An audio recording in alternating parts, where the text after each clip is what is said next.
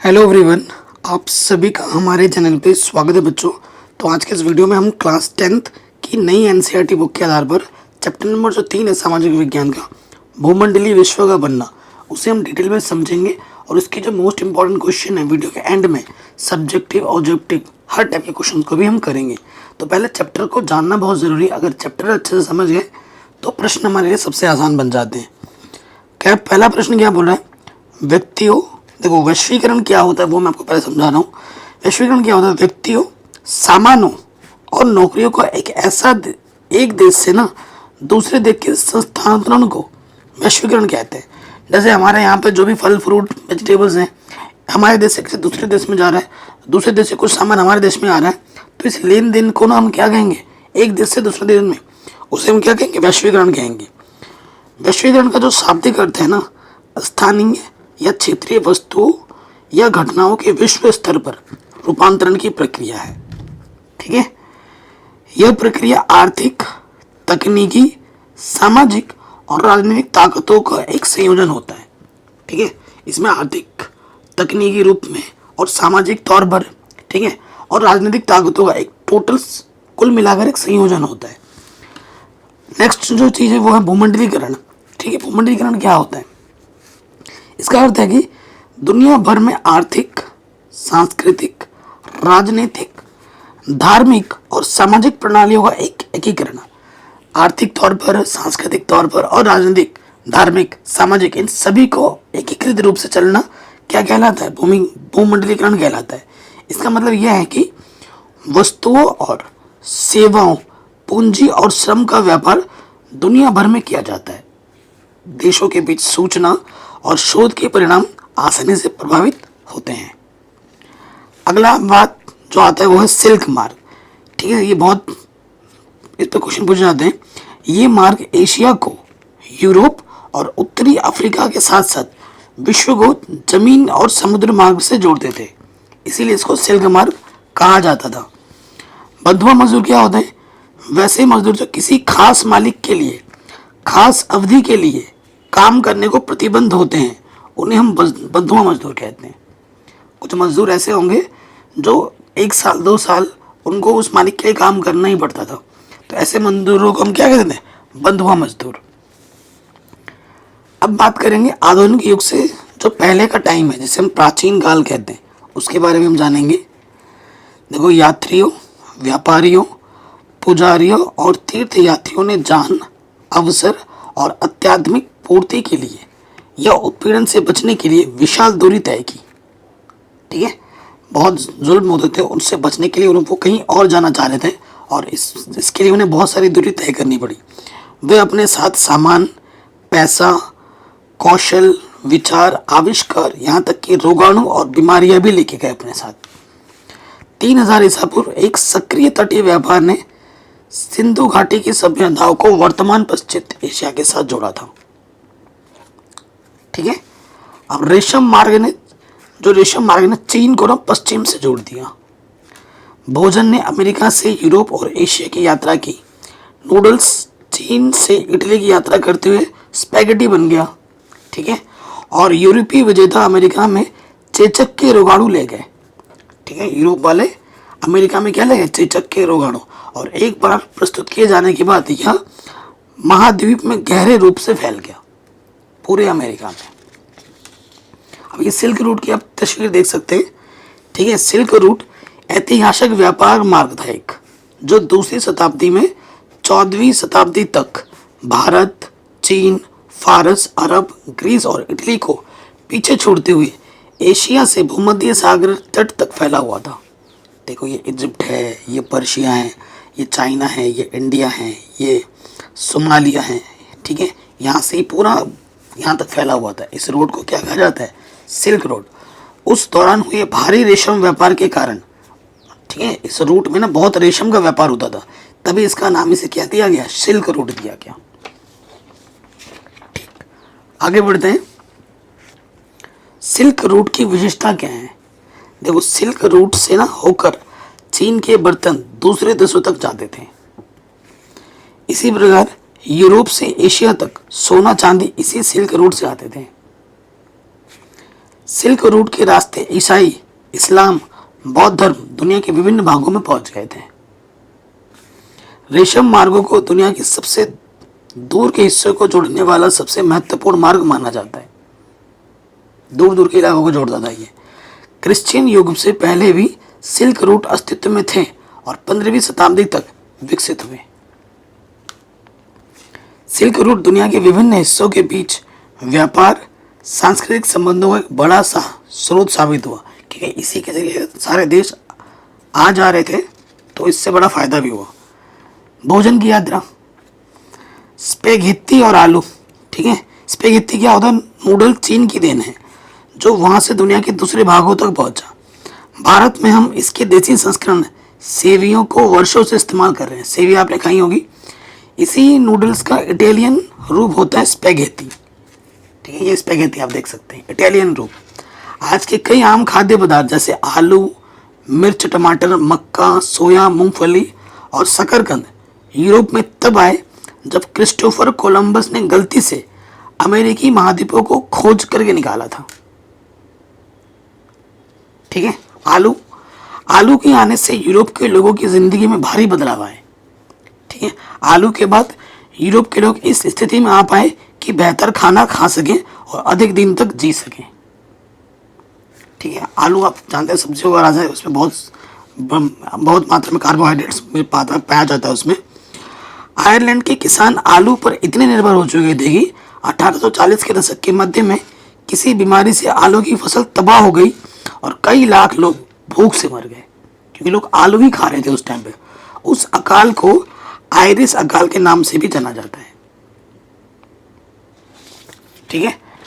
विजय, बीमारी और व्यापार। अमेरिका की खोज और बहुमूल्य धातुओं लाना। 16वीं सदी में यूरोपीय नाविकों ने एशिया और अमेरिका के लिए समुद्री मार्ग खोजे। नए मार्ग ने व्यापार को बढ़ावा दिया और विश्व में यूरोप की फतह की नींव रखी। अमेरिका में खनिजों का भंडार, प्रचुर अनाज थे, जिससे दुनिया के अन्य हिस्सों में जीवन पूरी तरह से बदल गए, ठीक है। जब इनकी खोज की गई ना, तो यहाँ अमेरिका में अनाजों का जो खनिजों का बहुत बड़ा भंडार मिला, अनाजों का बहुत बड़ा भंडार मिला, जिससे वहाँ के जीवन पूरी तरह बदल गए।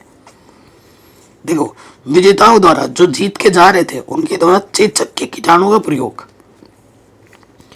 16वीं सदी के मध्य तक पुर्तगाली और स्पेनिश सेनाएं अमेरिका में उपनिवेश बना चुकी थी, लेकिन यूरोपीय जीत का कारण केवल सैन्य ताकत नहीं था। चेचक जैसी बीमारी से सैनिक को लड़ना पड़ता था, जिससे वे हारते थे। चेचक से संक्रमित होकर यूरोपीय सेना और अफसर अमेरिका जाते थे, जिससे वहां बीमारी प्रसारित होती थी।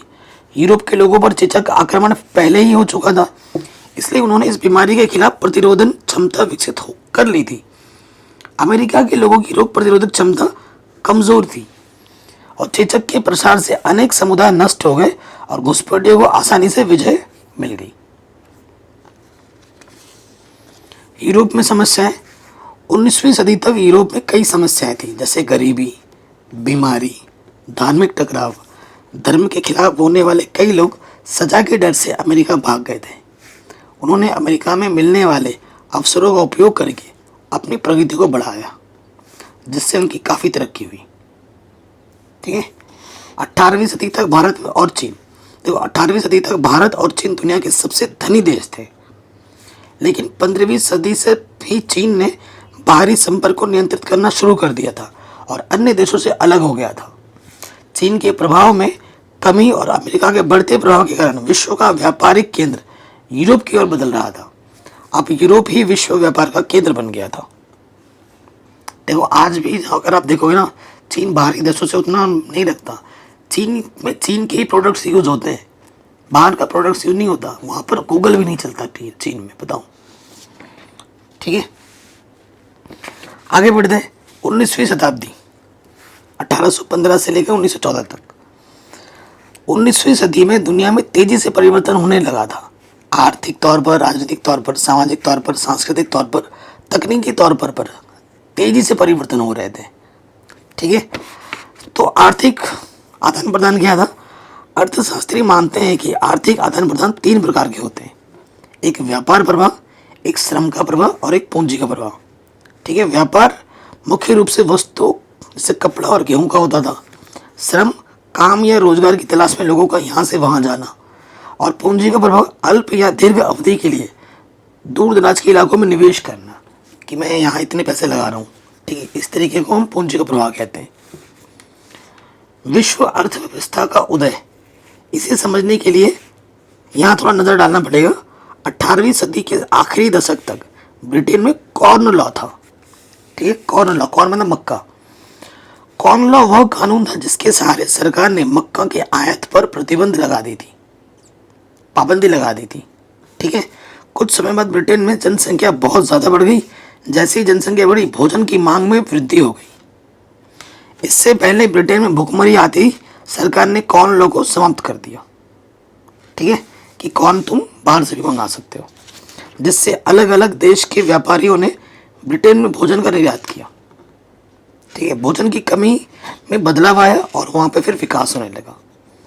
देखो, कॉर्न लॉ के समय भोजन की मांग बढ़ी थी और जनसंख्या भी बढ़ी थी, और कॉर्न लॉ के हटने के बाद व्यापार में वृद्धि हुई और विकास का तेजी बनाया, ठीक है।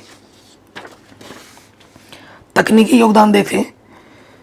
इस दौरान ना विश्व की अर्थव्यवस्था भूमंडलीकरण में टेक्नोलॉजी ने एक अहम भूमिका निभाई। 19वीं शताब्दी में टेक्नोलॉजी का इन्वेंशन होने लगा था, जैसे ट्रेन, ठीक है, जैसे ये शिप देख रहे हो, पोस्टल का चीज़ें आ चुकी थी, ठीक है। रेलवे बना गया था, स्टीम शिप हो गई थी, टेलीग्राफ हो गया था। ये सब तकनीकी रूप से वहाँ पर आने लगी थी। रेलवे ने बंदरगाहों और आंतरिक भूभागों को आपस में जोड़ दिया था, ठीक है। स्टीम शिप के कारण माल को भारी मात्रा में अंतरतालिक पार ले जाना आसान हो गया था। टेलीग्राफ की मदद से संचार व्यवस्था में तेजी आई और आर्थिक लेन देन में बेहतर रूप होने लगा था टेलीग्राम के आने के बाद। 19वीं सदी के आखिर में उपनिवेशवाद, ये हम पढ़ते हैं। व्यापार की प्रसार से यूरोप में सुधार हुआ, परंतु उपनिवेशों को इसका नकारात्मक प्रभाव पड़ा। जो उपनिवेशवाद मतलब जो इन्वेस्ट करते हैं ना, अफ्रीका के आधुनिक नक्शे से साफ ये देख सकते हैं कि देशों की सीमाएं सीधे रेखाओं में है, जैसे किसी छात्र ने रेखाएं खींची हैं। ये देखो, सीधे रेखा में इस तरीके से। 1885 में बर्लिन ने यूरोपीय शक्तियों ने अफ्रीकी महाद्वीप को बांट लिया, और जिससे अफ्रीका के अधिकांश देशों की सीमाएं सीधी रेखाओं में बन गई। इस तरीके से बांटा कि सीधी रेखाओं में थी वो, ठीक है। अब रिंडलप्रेस्ट और मवेशी प्लेग, ये एक बीमारी है जो कि अफ्रीका में फैली थी। ये कैसे हुआ, इसके बारे में जानते हैं। तो ये जो बीमारी थी ना, रिंडलप्रेस्ट प्लेग की भांति फैलने वाली मवेशियों की बीमारी थी। ये जो भैंस गाय दिख रही है ना, मरे पड़े, ये इनमें फैला था, और ये 1890 ईस्वी के दशक में अफ्रीका में बड़ी तेजी से फैली। रिंडलपेस्ट का प्रकोप क्या हुआ, 1880 के दशक के आखिर में रिंडलपेस्ट बीमारी अफ्रीका में प्रसारित हुई, जिससे ब्रिटिश एशिया से लाए गए घोड़े ने फैलाया था। इसका उपयोग इटालियन सैनिकों द्वारा किया गया था जो एरिट्रिया पर आक्रमण कर रहे थे, ठीक है। रिंडलपेस्ट के फैलाव ने अफ्रीका में जंगल की आग की तरह प्रसारित हो गई, और 1892 तक यहाँ अफ्रीका के पश्चिमी तक पहुँच चुकी थी, और इसने मवेशियों की 90% आबादी को नष्ट कर दिया था, ठीक है। जितने भी मवेशी थे लगभग 90% खत्म हो गई थी। इससे अफ्रीकियों के लिए एक बड़ी समस्या उत्पन्न हुई, क्योंकि अब उनके पास खानों और बागानों में मजदूरी करने के अलावा कोई चारा नहीं बचा था। इस तरह से मवेशियों की एक बीमारी से अफ्रीका में यूरोपीय उपनिवेश को फैलने में मदद मिली, ठीक है। क्योंकि सारा जो सोर्स था वो मवेशियों पर निर्भर थे। अब मवेशी जब खत्म हो गए तो उनको तो बाहर काम करने जाना ही पड़ा। भारत से अनुबंधित श्रमिकों का जाना, देखो, आधुनिक बिहार, उत्तर प्रदेश, मध्य भारत, तमिलनाडु के सूखाग्रस्त इलाकों से कई लोग बंधुआ मजदूर बन गए। इन लोगों को मुख्य रूप से कैरिबियाई आइलैंड, मॉरिशस और फिजी भेजा गया। कई को सिलोन, मलाया भी भेजा गया। भारत में कई बंधुआ मजदूरों को असम के चाय बागानों में भी काम पर लगाया गया था। बंधुआ मजदूर, ठीक है, जिन्हें सैलरी नहीं मिलती। एजेंट अक्सर झूठे वादे करते थे, और इन मजदूरों को भी ये पता नहीं होता था कि वे कहाँ जा रहे हैं। इन मजदूरों के लिए नई जगह पर बड़ी भयावह स्थिति हुआ करती थी। उनके पास कोई कानूनी अधिकार नहीं थे, और उन्हें कठिन परिस्थिति में भी काम करना पड़ता था। 1900 के दशक से भारत के राष्ट्रवादी लोग बंधुआ मजदूर के सिस्टम का विरोध करने लगे और इस सिस्टम को 1921 में समाप्त कर दिया गया। ठीक है, तो बंधुआ मजदूर कब समाप्त किया? 1921 में। अब भारतीय उद्यमी विश्व बाजार के लिए खाद्य पदार्थों, फसलों की उपज की आवश्यकता थी। बड़े बागानों के लिए तो बाजार और बैंकों से पैसे उधार लेने का विकल्प था, लेकिन छोटे मोटे किसानों के पास यह विकल्प नहीं था। देशी साहूकार महाजन यहाँ पर आए और शिकारी पूंजी श्रॉफ नटकोटी चट्टियार, जिन्होंने निर्यातमुखी खेती के लिए कर्ज दिया लोगों को। भारत के व्यवसायी और महाजन उपनिवेशी शासकों के साथ अफ्रीका भी पहुंच चुके थे। हैदराबाद के सिंधी व्यवसायी तो यूरोपीय उपनिवेशियों से भी आगे निकल गए थे। हैदराबाद का एक आदमी वहाँ जाके वहाँ के लोगों से आगे निकल गया था और 1860 के दशक तक पूरी दुनिया के महत्वपूर्ण बंदरगाहों फलते फूलते एम्पोरियम भी बना लिए गए थे। ठीक है, भारतीय व्यापार, उपनिवेश और वैश्विक व्यवस्था के बारे में हम जानेंगे। भारत से यूरोप में कटान के कपड़े की निर्यात पहले भी होती थी, लेकिन इंडस्ट्रियलाइजेशन के बाद स्थानीय निर्माताओं ने ब्रिटिश सरकार से भारतीय कॉटन के कपड़ों पर प्रतिबंध लगवाने की मांग की। ठीक है, इससे ब्रिटेन में उत्पन्न कपड़े भारतीय बाजार में अधिक आने लगे। जैसे यहाँ के कपड़ों की उन्होंने बंद करवा दिए, तो बाहर के कपड़े यहाँ भारत में ज़्यादा आने लगे और 1800 में भारत के निर्यात में 30% हिस्सा कॉटन के कपड़ों का था, लेकिन 1815 में ये 15% हो गया और 70 में 3% पहुँच गया था और 1812 से लेकर 1871 तक कच्चे कॉटन की निर्यात में वृद्धि 5% से 35% तक हो गई थी। इस अवधि में नील इंडिगो की निर्यात में वृद्धि हुई और सबसे अधिक निर्यात की जाने वाली चीज अफीम थी, जो मुख्य रूप से चीन से आती थी। भारत को कच्चे माल और अनाज की आपूर्ति बढ़ी और यूरोप से तैयार माल की आपूर्ति भी बढ़ी।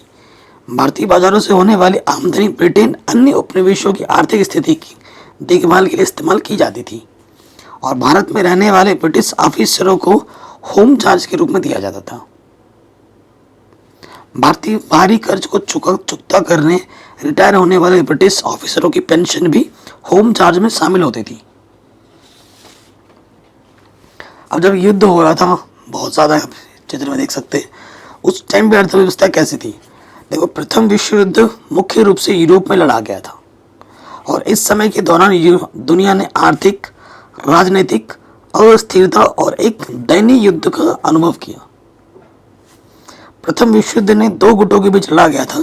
एक सहयोगी थे ब्रिटेन, फ्रांस, रूस और बाद में अमेरिका भी शामिल हो गए और विपरीत में था जर्मनी, ऑस्ट्रिया हंगरी और ओटोमन और तुर्की। इनके बीच लड़ा गया था और ये युद्ध 4 वर्षों तक चला। सोचो, 4 वर्षों तक ये युद्ध चला। अगला आता है युद्धकालीन रूपांतरण। पहले विश्व युद्ध ने पूरी दुनिया को कई महीनों में झकझोर कर दिया था। लगभग 90 लाख लोग मारे गए और 2 करोड़ लोग घायल हो गए। यहाँ देख सकते चित्र में।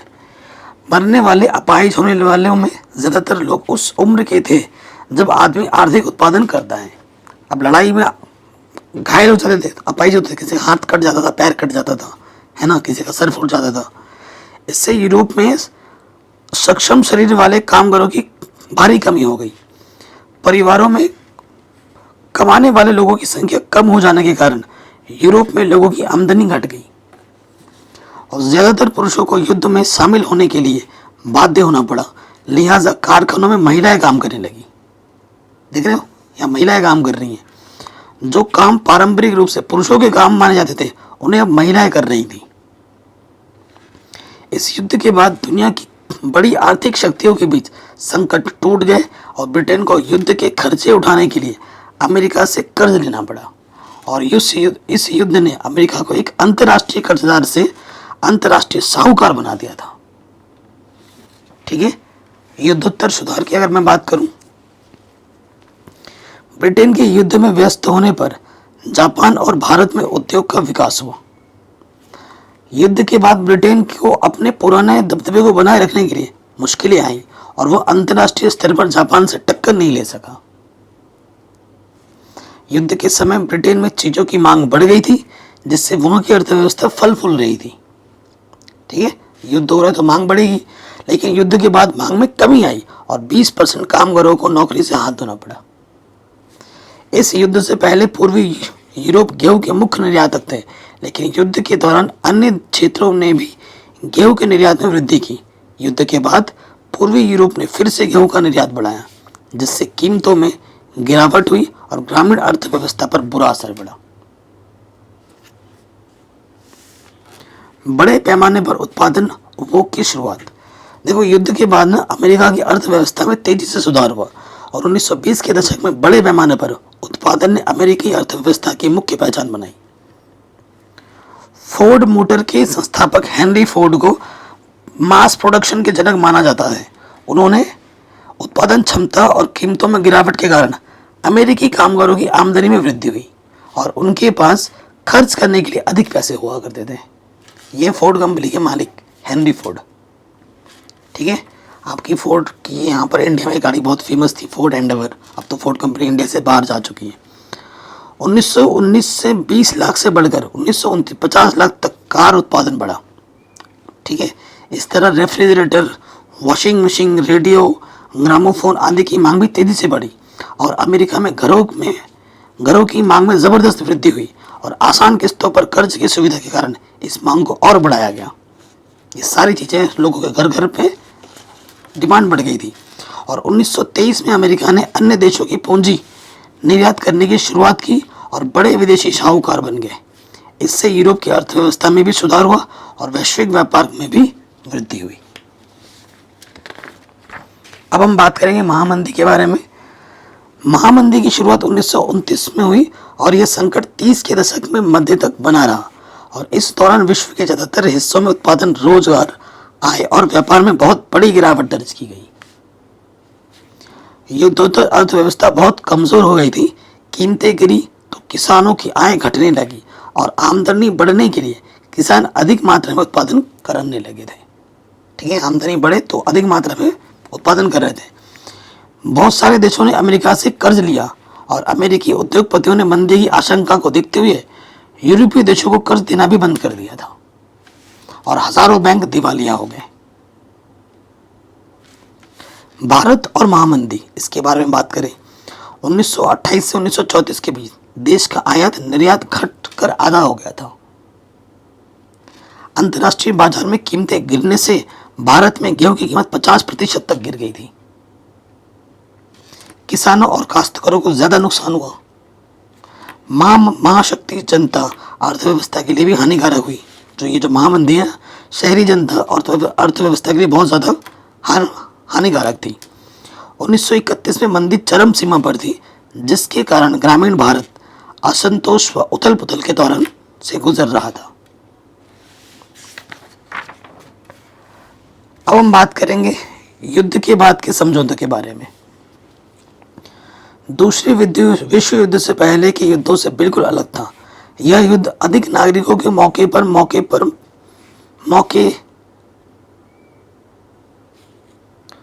कई महत्वपूर्ण शहरों की बर्बादी के साथ हुआ। टाइपिंग वाले ने मौके पर देखो कितना लिख दिया है। दूसरे विश्व युद्ध के बाद की स्थिति को दो विशेष तत्वों ने प्रभावित किया। पहला, अमेरिका ने पश्चिमी दुनिया में आर्थिक, राजनीतिक और सामाजिक शक्ति के रूप में उच्च उदय पाया। दूसरा, सोवियत यूनियन ने अपनी कृषि प्रधान अर्थव्यवस्था के साथ विश्व शक्ति की स्थापना की। विश्व के नेताओं ने मीटिंग करके युद्ध के बाद के संभावित सुधारों पर चर्चा की। उन्होंने प्राथमिकताएं स्थापित की। पहली, औद्योगिक देशों के आर्थिक संतुलन और रोजगार की सुरक्षा और दूसरी, पूंजी, सामान और कामगारों के प्रभाव पर बाहरी प्रभाव के नियंत्रण की चुनौती। देखो, ब्रिटेन वुड्स समझौता क्या था। 1944 में अमेरिका स्थित न्यू हैम्पशायर के ब्रिटेन वुड्स नामक संस्थान पर संयुक्त राष्ट्र मौद्रिक एवं वित्तीय सम्मेलन में सहमति बनी थी और अंतर्राष्ट्रीय मुद्रा कोष, विश्व बैंक की स्थापना की गई थी यहाँ पर। और ब्रिटेन वुड्स व्यवस्था निश्चित विनिमय दरों पर आधारित होती थी। ठीक है, ये लोग डिसाइड करते थे। नया अंतर्राष्ट्रीय आर्थिक आदेश NIEO 1950-60 के दशक में अधिकांश विकासशील देशों की पश्चिमी अर्थव्यवस्थाओं की तेज विकास से लाभ नहीं हुआ। इन देशों ने खुद को एक समूह के रूप में संगठित किया जिसे new international economic order NIEO के साथ जाना जाता है और यह समूह G77 के नाम से जो था।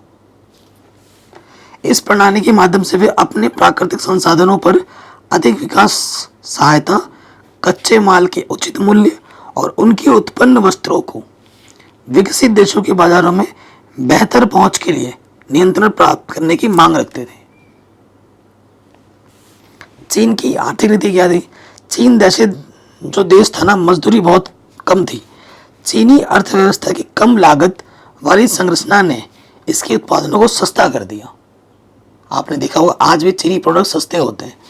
चीन बहुराष्ट्रीय कंपनियों के लिए निवेश का एक पसंदीदा स्थान बन गया और चीन की नई आर्थिक नीति विश्व अर्थव्यवस्था की तरह में लौट गई।